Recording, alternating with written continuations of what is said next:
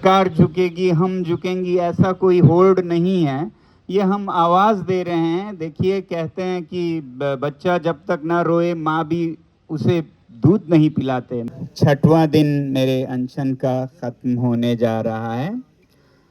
मेरा शरीर थोड़ा कमज़ोर हो रहा है, मगर मेरी आत्मा, मेरे रूह बिल्कुल वैसा ही फुर्तीला है। ये बच्चों का ध्यान हम रख रहे हैं, सारी सुविधाएं प्रोवाइड करवा रहे हैं, लेकिन सरकार को भी तो कहीं ना कहीं जिम्मेदारी लेनी पड़ेगी।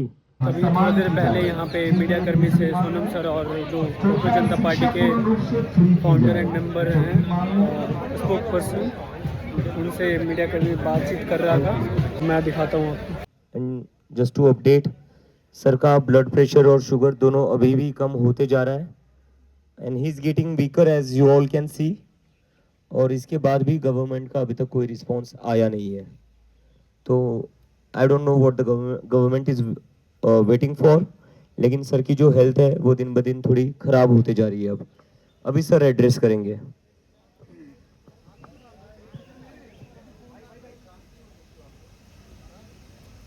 नमस्कार, अभिनंदन सभी को। जुले जी हाँ, तो छठवां दिन मेरे अनशन का ख़त्म होने जा रहा है।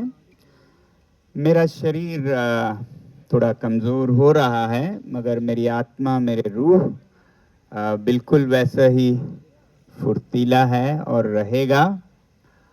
आज मैं आप लोगों को एक नई खबर बताना चाहता था, जिसे कि खुशखबरी भी कहा जा सकता है। जैसा मैं कहता रहा हूँ, दो मुद्दे मेरे दिल के करीब हैं, शिक्षा और पर्यावरण। और सत्य और अहिंसा मेरा रास्ता रहा है और न्याय मेरी मंजिल। तो जहाँ शिक्षा के लिए हम अभी यहाँ बैठे हैं, सुधार के लिए, वहीं पर्यावरण और संस्कृति में हम जो लद्दाख का मसला था, पिछले 6 सालों से संघर्ष करते आए हैं। तो आज ही लेह में एक वार्ता हुई लद्दाख के नेताओं और गृह मंत्रालय के अधिकारियों के बीच, और उसमें लद्दाख के जो बचे हुए मसले थे उन्हें लगभग हल कर दिया गया, जिसमें गृह मंत्रालय राज़ी हुई कि वो लद्दाख में एक ख़ास किस्म का लोकतंत्र स्थापित करेंगे, जैसा लोगों की अपेक्षा थी, और वैसे ही संस्कृति और प्रकृति के संरक्षण के भी उपाय किए जाएंगे, जैसा लोगों की अपेक्षाएं थी। तो ये अच्छी बात है कि लोगों ने आपको आवाज़ दी, कभी अनशन करके, कभी पदयात्रा करके, कभी जेल जाकर, और फिर आपने भी वो आवाज़ भले ही देर से मगर सुनी। अब मैं चाहूँगा सरकार से विनम्र विनती करने की कि शिक्षा में जो ये मसला है, जो ये जवाबदेही है, वो भी आप पूरी करें। इससे आप छोटे नहीं होंगे। गलतियां होती हैं, गलतियां करने से आप इंसान बनते हैं। कहते हैं इंसान गलतियों का पुतला है, मगर जब आप गलतियों को कबूल करते हैं, मानते हैं, तो आप महान बनते हैं।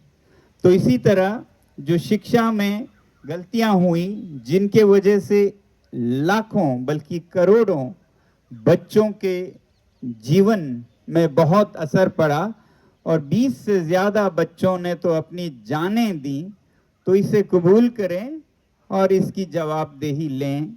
ये हमारी विनती है, विनम्र विनती है। और अगर इसमें आप सही कदम लेते हैं तो लोग आपकी सरकार को प्यार करेंगे, इज्जत करेंगे। हम यहाँ पर किसी सरकार की तख्ता पलट करने नहीं आए हैं, बल्कि हम इसी सरकार में सुशासन लाने आए हैं, गुड गवर्नेंस लाने आए हैं, जिसमें कि एक लोकतांत्रिक सरकार लोगों की सुनती है, लोगों के प्रति सहानुभूति रखती है और संवेदनशीलता रखती है। तो ये शांतिपूर्ण अभिव्यक्ति है जिसे सुना जाए और जब इसे नहीं सुना जाते तो ऐसे तत्व जो कि शांति में विश्वास नहीं करते, उनकी बात हावी होती है कि ये सब कुछ नहीं है, अशांतिपूर्ण तरीकों से ही मनवाए जा सकते हैं, जैसे कि पड़ोसी देशों में हुआ भी। तो हम चाहते हैं कि भारत दुनिया की सबसे बड़ी लोकतंत्र के तौर पर शांतिपूर्ण तरीकों को पुरस्कृत करे, ना कि अशांतिपूर्ण तरीकों का इंतजार करें। तो हमारी उम्मीद है कि लद्दाख के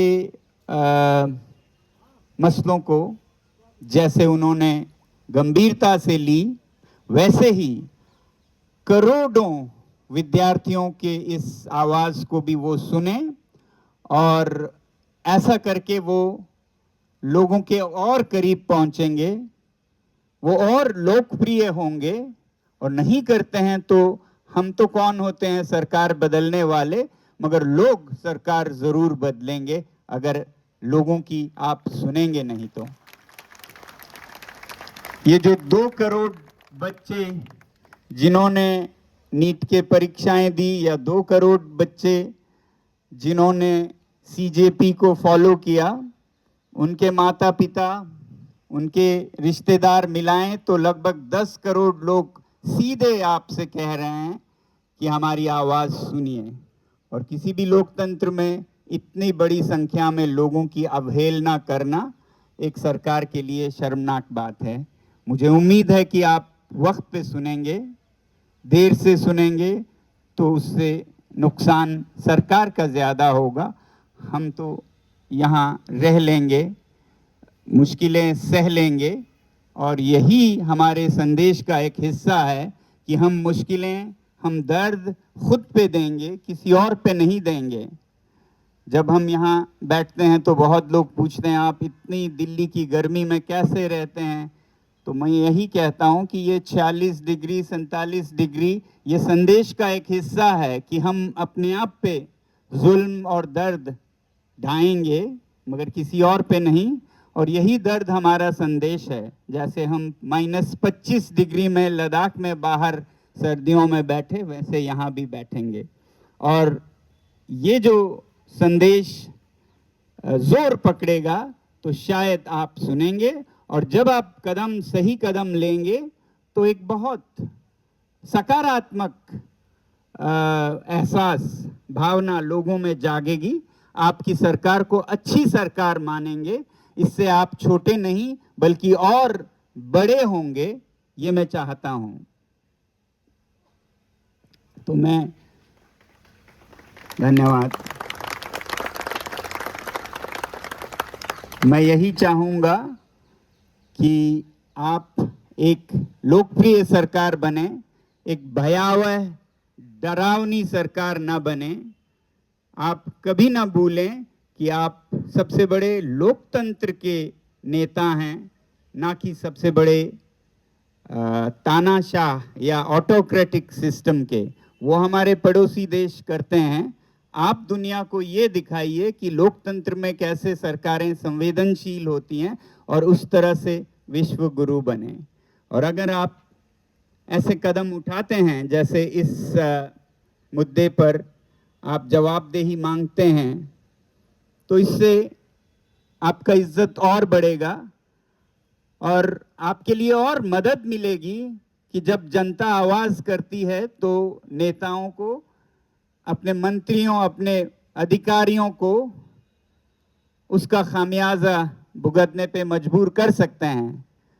आपके लिए आसान होगा किसी अधिकारी को हटाना या मंत्री को हटाना जब हम आवाज़ करते हैं। तो हमारी आवाज़ कोई आपके खिलाफ नहीं है, बल्कि आप देख पाएं तो ये आपके लिए एक सहयोग है कि आप एक सुशासन ला सकें। मेरी उम्मीद है कि आधे समय या काल के बाद जो आधी और बची है अभी के सरकार की, वो एक नया सवेरा लाएगा जिसमें कि सुशासन होगा, जिसमें कि लोग बोल पाएंगे और सरकार सुन पाएगी, और सभी प्रणालियां ठीक होंगी। और जब आप जवाबदेही लेंगे भी तो हम आपका कोई बुरा भला नहीं कहेंगे, तिरस्कार नहीं कहेंगे, बल्कि धन्यवाद देकर उसका जश्न मनाएंगे। और नहीं करते हैं तो ये और भड़कता जाएगा, तो जिससे कि किसी के हित में कोई फायदा नहीं होगा। तो इसलिए मेरी तो यही विनती है कि जैसे लद्दाख के मसले पे हो रहा है, जिसका हमें आशा है कि ये एक अकॉर्ड या समझौता बन के भी आएगा, अभी तो ये प्रक्रिया है जिसमें अच्छे कदम लिए गए, वैसे ही आप शिक्षा में भी जवाबदेही और सुधार के ठोस कदम लेकर जवाबदेही लेंगे अपने मंत्रियों से और एक लोकप्रिय सरकार बन के दिखाएंगे। यही मैं कहूँगा आज 6वें दिन पर। धन्यवाद। तो आप भी भूख हड़ताल पर बैठे हैं, आपके साथ कुछ और बच्चे भूख हड़ताल पर बैठे हैं, अगर उनको कुछ तकलीफ होती है, कुछ दिक्कतें होती हैं, उनकी जिम्मेदारी कौन लेगा? इसकी जिम्मेदारी सरकार की है। बच्चों का ध्यान हम रख रहे हैं, सारी सुविधाएं प्रोवाइड करवा रहे हैं, लेकिन सरकार को भी तो कहीं ना कहीं जिम्मेदारी लेनी पड़ेगी। किस लिए बैठे हुए हैं बच्चे? न्याय मांगने के लिए बैठे हुए हैं। तो सर, आप सरकार से पूछिए जाकर कि उनको फर्क क्यों नहीं पड़ रहा है इस चीज का। यहाँ पर देश का सबसे बड़ा एजुकेशनिस्ट हंगर स्ट्राइक पर है। यहाँ पर 25 से ज्यादा बच्चे हंगर स्ट्राइक पर है और फिर भी सरकार को कोई फर्क नहीं पड़ रहा है। कैसी सरकार है ये? इन्हीं के वोट से तो ये मंत्री बने हुए हैं ना। सिर्फ इस्तीफे के नहीं बल्कि सुधार, बुनियादी सुधार की भी चर्चा हो। हमारे सारे जो सांसद हैं उनसे हम अपील करेंगे कि वो एक तो हमसे संपर्क करें या हम उनसे मिलने आएं और फिर वो संसद में, जो कि सही जगह है, इसकी चर्चा करें और सुधार लाएं और देश को बेहतर और महान बनाएं। और बहुत ही प्यार भरा देखा है, बहुत ही शांति और दोस्ती मैत्री का देखा है, जो कि अपने आप में बहुत अलग है, वरना तो नफरत करते हैं एक दूसरे से। तो बहुत अच्छा रिश्ता है, ऐसा कुछ नहीं है।